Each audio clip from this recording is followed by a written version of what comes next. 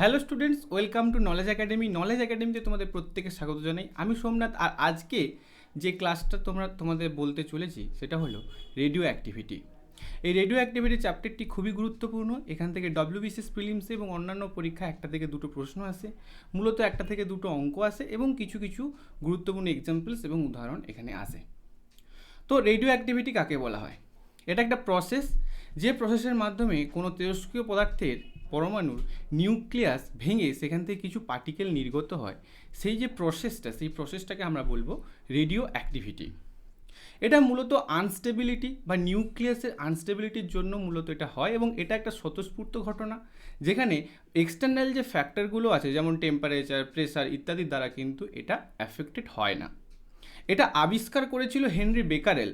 তিনি প্রথম ইউরেনিয়াম আবিষ্কারের মাধ্যমে এই তেজস্ক্রিয়তার ঘটনাটা আবিষ্কার করেছিলেন, বাট এই তেজস্ক্রিয়তার টার্মটা যিনি দিয়েছেন তিনি হচ্ছেন ম্যাডাম কুরি। এবং এইটা যেটার মাধ্যমে বা যে যন্ত্রটা বা ইনস্ট্রুমেন্টের মাধ্যমে এটা পরীক্ষা করা হয় সেটা হলো মুলার কাউন্টারের মাধ্যমে এটা আমরা মেজার করে থাকি। এইবার তেজস্ক্রিয়তার ইউনিটগুলো আমাদের জানতে হবে। এই ইউনিটগুলো কিন্তু খুবই গুরুত্বপূর্ণ এবং পরীক্ষায় আসে। সেই ইউনিটগুলো কি? একটা হচ্ছে এসআই ইউনিট, আর একটা হচ্ছে ট্র্যাডিশনাল ইউনিট, আর একটা ইউনিট হলো রাদারফোর্ড। কুড়ি যেটাকে আমরা বলছি traditional unit of radioactivity, একটা হচ্ছে বেকারেল যাকে আমরা বলছি SI unit of radioactivity, আর একটা হলো রাদারফোর্ড যেটা ডিসইন্টিগ্রেশন বা ক্ষয় যেটা হয় সেটা নিয়ে প্রকাশ করা হচ্ছে রাদারফোর্ড। তাহলে তেজস্ক্রিয়তার মূলত তিনটে একক, একটা হচ্ছে কুরি, একটা হচ্ছে বেকারেল, একটা হচ্ছে রাদারফোর্ড। কিন্তু যদি পরীক্ষায় প্রশ্ন আসে যে SI unit of radio activity, তাহলে সেটার অ্যান্সার হবে বেকারেল। বোঝা গেল প্রত্যেকের? এবার আমরা চলে আসছি রেডিও অ্যাক্টিভ এলিমেন্ট বা তেজস্ক্রিয় পদার্থ। তাহলে যারা বা যে সমস্ত মৌলগুলো তেজস্ক্রিয়তা দেখায় বা তেজস্ক্রিয় ধর্ম আছে তাদেরকেই আমরা বলবো রেডিও অ্যাক্টিভ এলিমেন্ট বা তেজস্ক্রিয় পদার্থ। প্রথম প্রস্তুত তেজস্ক্রিয় পদার্থ যেটা হেনরি বেকারেল আবিষ্কার করেছিলেন সেটা হচ্ছে ইউরেনিয়াম। কিন্তু most reactive radio active element যদি বলা হয় প্রশ্নে, যদি অপশানে পোলোনিয়াম থাকে তাহলে অবশ্যই পোলোনিয়াম হবে, কিন্তু যদি অপশানে রেডিয়াম থাকে তাহলে অবশ্যই রেডিয়াম হবে। মানে পোলোনিয়াম না থেকে যদি অন্যান্য অপশানগুলোর সঙ্গে রেডিয়াম থাকে তাহলে কিন্তু রেডিয়াম পরীক্ষায় হবে, বাট পোলোনিয়াম কিন্তু মোস্ট রেডিও অ্যাক্টিভ এলিমেন্ট। এবং যদি বলা হয় যে most dangerous radio active element তাহলে হবে প্লুটোনিয়াম। বোঝা গেল? এইবার আসছি রেডিও অ্যাক্টিভ রে। রেডিয়েশনের জন্য মূলত তিনটে রেডিও অ্যাক্টিভ সাবস্টেন্স থেকে বেরিয়ে আসে, যার মধ্যে একটা হলো আলফা, একটা হলো বিটা, অ্যান্ড লাস্ট ওয়ান হচ্ছে গামা রে। তাহলে আলফা রশ্মি, বিটা রশ্মি এবং গামা রশ্মি। এইবার আমরা জানবো এই আলফা রশ্মি, বিটা রশ্মি এবং গামা রশ্মির কয়েকটা ধর্ম। তো প্রথমে আলফা রশ্মির সিম্বলটা যেটা হিলিয়ামের সংকেত He2 4, সেটাই আলফা রশ্মির সংকেত। এর চার্জ পজিটিভ চার্জ এবং চার্জটা মনে রাখতে হবে 2 ইউনিট, অনেক সময় পরীক্ষায় আসে। তাহলে যেহেতু এটা পজিটিভ চার্জ সবসময় নেগেটিভ প্লেটের দিকে বা নেগেটিভ চার্জের দিকে যায়, এটাও সেটাই করে। আর এর ভেলোসিটি লাইটের স্পিডের 1/10 ভাগ, অর্থাৎ লাইটের স্পিডের থেকে অনেকটাই কম। আর পিনিট্রেটিং পাওয়ার বা ভেদন ক্ষমতা অন্যান্য দুটো রশ্মির থেকে অর্থাৎ বিটা এবং গামার থেকে অনেকটাই কম বা মিনিমাম। কিন্তু আয়নায়ন শক্তিটা অন্যান্য দুটো রশ্মির থেকে অনেকটাই বেশি। এগুলো কিন্তু পরীক্ষায় প্রশ্ন আসে যে কার ভেদন ক্ষমতা বেশি এবং কার ভেদন ক্ষমতা কম। এইবারে আমরা আসছি বিটারে। বিটারের সিম্বল ইলেকট্রনের সিম্বলের অনুরূপ, অর্থাৎ এর সিম্বল E-10। এর চার্জ -1 এবং এটা নেগেটিভলি চার্জ, যেহেতু ইলেকট্রনেরও নেগেটিভ চার্জ, এবং এটা পজিটিভ প্লেটের দিকে মুভ করে। আর এর ভেলোসিটিটা আলফা রশ্মির থেকে তো বেশি, কিন্তু গামার থেকে আবার কম, অর্থাৎ মিডিয়াম ভেলোসিটি সম্পন্ন। আর এর পিনিট্রেটিং পাওয়ারটা আলফা রশ্মির থেকে বেশি, অর্থাৎ এর যে ভেদন ক্ষমতা আলফা রশ্মির থেকে বেশি কিন্তু গামা রশ্মির থেকে কম। আর আয়োনাইজিং পাওয়ারটা আলফা রশ্মির থেকে কম কিন্তু গামা রশ্মির থেকে বেশি। বোঝা গেল? এইবার আমরা চলে আসছি গামা রশ্মি। এই গামা রশ্মির কোনো মাস নেই, কোনো চার্জ নেই, নো মাস নো চার্জ, এবং এটা ইলেকট্রিক অ্যান্ড ম্যাগনেটিক ফিল্ডের দ্বারা আনএফেক্টেড হয়, মানে কোনো এফেক্টেড হয় না। কেন? যেহেতু কোনো চার্জ নেই। আর ভেলোসিটি, এটার ভেলোসিটি কিন্তু সবচেয়ে বেশি। এর ভেলোসিটি লাইটের ভেলোসিটির সমান। তাহলে যদি এখানে প্রশ্ন করা হয় আলফা, বিটা এবং গামার মধ্যে কার ভেলোসিটি সবচেয়ে বেশি, তাহলে অ্যান্সার হয়ে যাবে গামা রশ্মির ভেলোসিটি সবচেয়ে বেশি। যদি প্রশ্ন করা হয় ভেদন ক্ষমতা কার বেশি, তাহলে অ্যান্সার হয়ে যাবে গামা রশ্মির ভেদন ক্ষমতা সবচেয়ে বেশি। যদি প্রশ্ন করা হয় আয়নন শক্তি কার বেশি, তাহলে অ্যান্সার হয়ে যাবে আলফা রশ্মি। সবচেয়ে কম কার, অ্যান্সার হয়ে যাবে গামা রশ্মি। এখান থেকে জাস্ট এই টাইপের কিছু প্রশ্ন আসে, বোঝা গেল প্রত্যেকের। এইবার আমরা চলে যাচ্ছি রেডিও অ্যাক্টিভ ডিকে বা ভাঙন।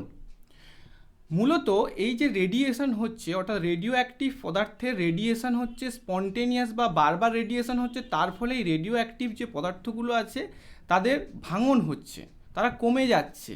তো সেই যে ভাঙন হচ্ছে সেটাকে আমরা বলছি রেডিও অ্যাক্টিভ ডিকে। ঠিক আছে, মূলত আলফা রশ্মি, বিটা রশ্মি, গামা রশ্মি এগুলো বেরিয়ে যাচ্ছে, যার ফলে তাদের ভাঙন হচ্ছে, সেটাকে আমরা বলছি রেডিও অ্যাক্টিভ ডিকে। এবং এই যে ডিকে বা ডিসইন্টিগ্রেশন এটা দেখিয়েছিল রাদারফোর্ড অ্যান্ড সোডি, এটা কিন্তু প্রথম তারা দেখিয়েছিল। ঠিক আছে, এবং এই যে ডিকে হওয়ার পর নতুন যে এলিমেন্টটা তৈরি হচ্ছে তাকে আমরা ডটার এলিমেন্ট বলবো। আর এই ডিকের একটা ফর্মুলা আছে।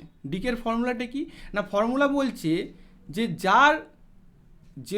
যদি কোনো তেজস্ক্রিয় পদার্থের মধ্যে অ্যাটম বেশি থাকবে, অর্থাৎ যার যত বেশি অ্যাটম তার ভাঙনের হারটা তত বেশি। বোঝা গেল? অর্থাৎ the rate of decay of radioactive atoms at any instant is proportional to the number of atoms present at that instant. যদি কোনো তেজস্ক্রিয় মৌলের নাম্বার অফ অ্যাটমসটা বেশি থাকে বা পরমাণুটা বেশি থাকে, তাহলে তার ভাঙনের হারটাও বেশি হবে। বোঝা গেল? এইবার আমরা চলে আসছি হাফ লাইফ বা অর্ধায়ু। কোনো একটা তেজস্ক্রিয় পদার্থ সেখান তার বিঘটন হচ্ছে, তাহলে সে অরিজিনালি যা ছিল বা প্রাথমিক অবস্থায় যা ছিল সেখান থেকে তার অর্ধেক পরিমাণে আসতে যে সময়টা লাগছে সেই সময়টাকে আমরা বলছি অর্ধায়ু বা হাফ লাইফ। এটা প্রত্যেকটা তেজস্ক্রিয় মৌলের ক্ষেত্রে, মানে এক একটা তেজস্ক্রিয় পদার্থের ক্ষেত্রে এক এক রকম। যেমন যদি আমি এখানে কয়েকটা এক্সাম্পলস দেখছি, তারপরে একটা অঙ্ক করাচ্ছি, কারণ এখান থেকে মূলত অঙ্কগুলো আসে। ইউরেনিয়াম 236 এর হাফ লাইফ 4.51 × 10⁹, অর্থাৎ ইউরেনিয়াম 236 আগে যা ছিল বা অরিজিনালি যা ছিল এত বছর পর সে তার হাফ পরিমাণে বা অর্ধেকটা জায়গায় আসবে। এর যে ফর্মুলাটা রয়েছে সেই ফর্মুলাটা t half is equal to 0.693 divided by lambda. এই ল্যামডাটাকে ডিকে কনস্ট্যান্ট বা বিঘটন ধ্রুবক বলা হয়। এবার আমরা অঙ্কটা দেখে নিচ্ছি। বলছে if the half life of 100 grams of a radioactive isotopes is 8 years. তাহলে একটা 100 গ্রামের রেডিও অ্যাক্টিভ আইসোটোপ রয়েছে যার হাফ লাইফ কত, 8 ইয়ার্স, অর্থাৎ সে 100 গ্রাম থেকে 50 গ্রাম হতে কত সময় লাগবে, তার 8 বছর। How many grams will remain in 32 years. তাহলে 32 বছর পর আমরা সেই কত গ্রাম পাবো, 100 গ্রামের যে মৌলটা রেডিও অ্যাক্টিভ আইসোটোপটা সেটা এমিটেড হয়ে 32 বছর পর কত গ্রাম অবশিষ্ট থাকবে।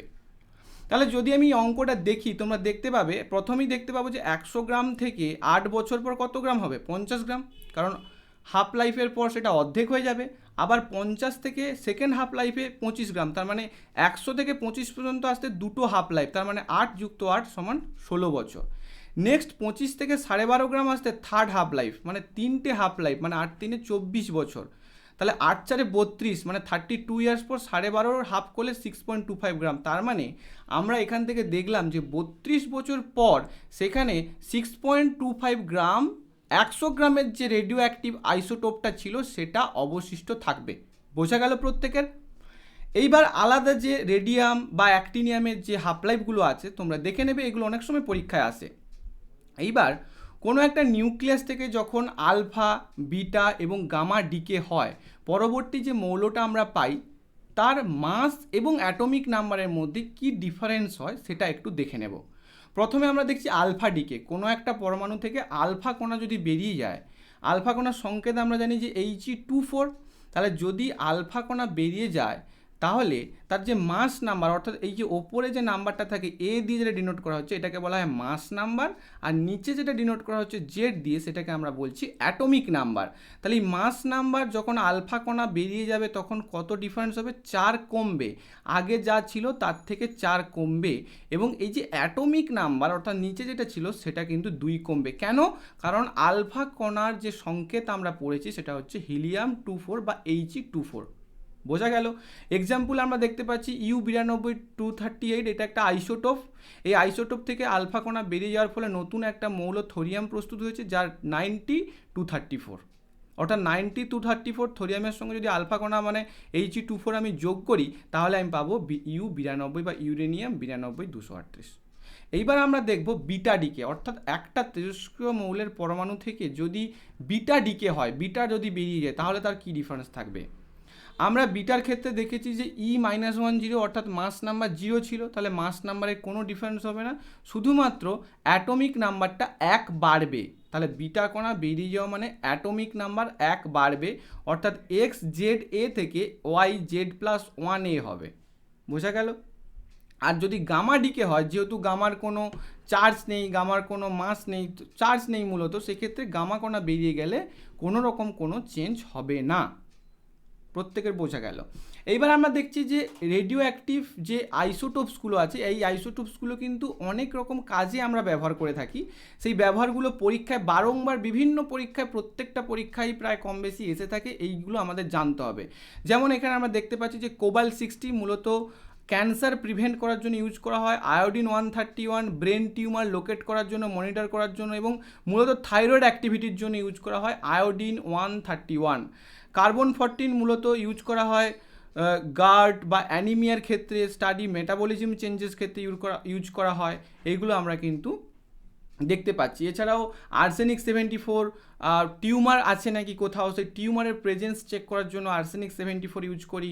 এছাড়াও সোডিয়াম-24 আমরা ব্লাড ক্লট, আমাদের শরীরের মধ্যে কোথাও ব্লাড ক্লট হয়েছে কি না, মানে শরীরের ভেতরে ইন্টারনালি বিভিন্ন রক্তবাহের মধ্যে, সেটা জানার জন্য আমরা সোডিয়াম-24 ইউজ করি। তো এই ইউজগুলো আমাদের একটু জেনে রাখতে হবে।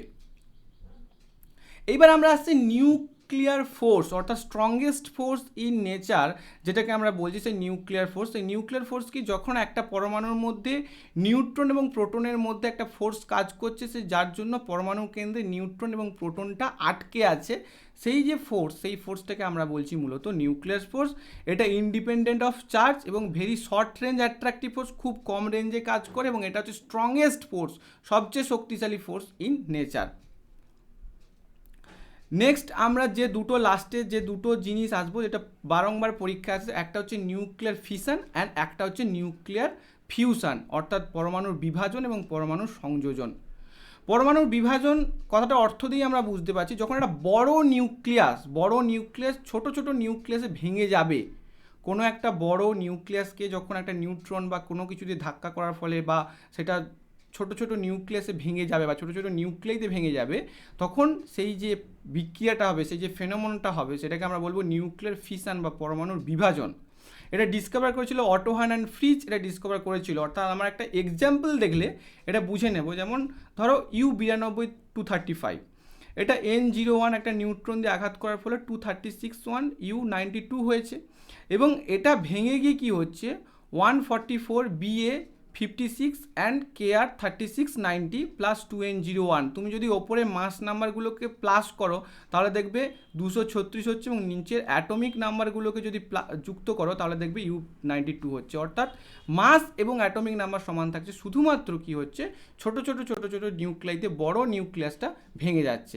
এটা নিউক্লিয়ার ফিশন বা পরমাণুর বিভাজন, যেটা আমরা মূলত অ্যাটমিক বোম বা পরমাণু বোমাতে দেখতে পাই। নিউক্লিয়ার ফিশন এটা পরীক্ষায় পড়ে যে অ্যাটমিক বোম কিসের সাহায্যে কাজ করে বা কোন ধর্ম অনুযায়ী বা কোন বিক্রিয়া অনুযায়ী কাজ করে, সেটা হচ্ছে পরমাণুর বিভাজন অনুযায়ী।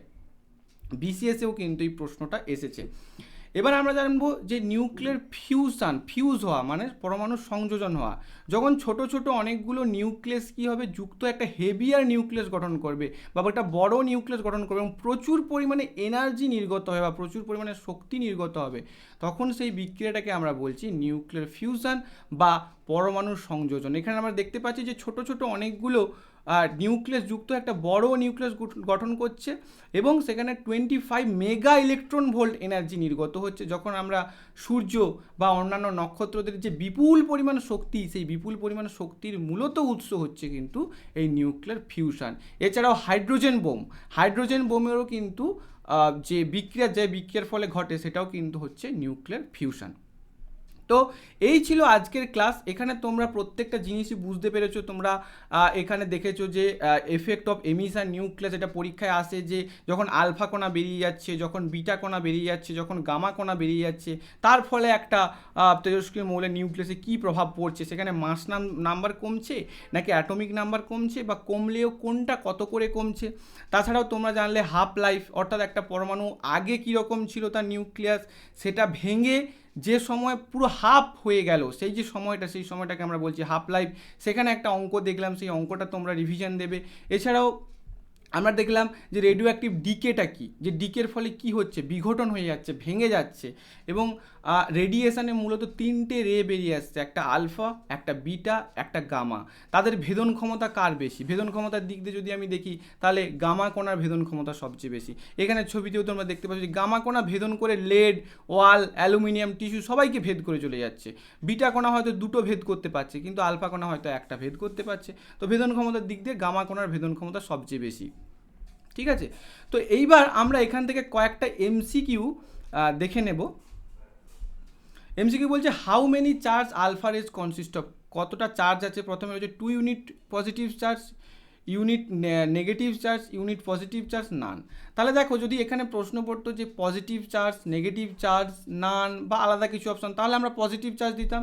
কিন্তু যেহেতু 2 ইউনিট 1 ইউনিট দিয়েছে, তো সেক্ষেত্রে আমরা অপশান 2 ইউনিটটাকেই কিন্তু সঠিক উত্তর বলে ধরবো। তাহলে অ্যান্সার হয়ে যাবে 2 ইউনিট পজিটিভ চার্জ আলফা কণার থাকে। Which one of the following is not a radio active element? Astatine, francium, titanium, zirconium. এই জিরকোনিয়াম একটা রেডিও অ্যাক্টিভ এলিমেন্ট নয়। এবার যদি রেডিও অ্যাক্টিভ এলিমেন্ট সম্পর্কে তোমাদের পুরোটা জানতে হয়, মানে কতগুলো রেডিও অ্যাক্টিভ এলিমেন্ট আছে, তার জন্য তোমাদের পর্যায় সারণী জানতে হবে। সেই পর্যায় সারণী থেকে যদি দেখো তোমরা, তাহলে বুঝে যাবে যে কোন পর্যায়, কোন শ্রেণীতে রেডিও অ্যাক্টিভ মৌলগুলো আছে এবং কতগুলো করে আছে। এবার বলছে which of the following is the SI unit of radioactivity. Option দিয়েছে curie, becquerel, Rutherford, all of these. তাহলে অ্যান্সার, যেহেতু এখানে এসআই ইউনিট বলেছি, তাহলে এখানে অ্যান্সার হয়ে যাবে বেকারেল। কিন্তু যদি এখানে বলতো যে কোনগুলো ইউনিট অফ রেডিও অ্যাক্টিভিটি, তাহলে এখানে আমরা অল অফ দিজ অ্যান্সারটাই কিন্তু কারেক্ট করতাম, কারণ কুরি, বেকারেল, রাদারফোর্ড তিনটেকেই আমরা রেডিও অ্যাক্টিভিটির ইউনিট হিসাবে ইউজ করে থাকি। নেক্সট কোশ্চেন বলছে the substance obtained after emission of beta particles from Na1122। তাহলে Na1122 থেকে যদি আমি একটা বিটা কণা বের করে নিই, তাহলে কি হবে? বিটা কণার ফলে মাস নাম্বারের কোনো চেঞ্জ হবে না, শুধু চেঞ্জ হবে অ্যাটমিক নাম্বার। অ্যাটমিক নাম্বার 1 বাড়বে, তাহলে কি হবে? Na11 থেকে কি হবে? 12 হয়ে যাবে। তাহলে 12 কার অ্যাটমিক নাম্বার? আমরা জানি ম্যাগনেসিয়াম। তাহলে এইভাবে আমরা পাবো যে Na1122 থেকে যদি একটা বিটা কণা এমিট হয়ে থাকে, তাহলে আমরা সেখান থেকে ম্যাগনেসিয়াম পাবো। এটা খুব গুরুত্বপূর্ণ একটা প্রশ্ন। নেক্সট 5 নম্বর আমরা প্রশ্ন দেখছি the estimation of the age of the earth, অর্থাৎ পৃথিবীর বয়স নির্ধারণের জন্য কোন ধরনের ডেটিং আমরা ইউজ করে থাকি? অ্যান্সার হয়ে যাবে কার্বন ডেটিং আমরা ব্যবহার করে থাকি পৃথিবীর বয়স নির্ধারণের জন্য। 6 নম্বর প্রশ্ন বলছে যে which of the following is estimated by the radiocarbon dating. Radiocarbon ডেটিংয়ে কোন ক্ষেত্রে ইউজ করা হয়?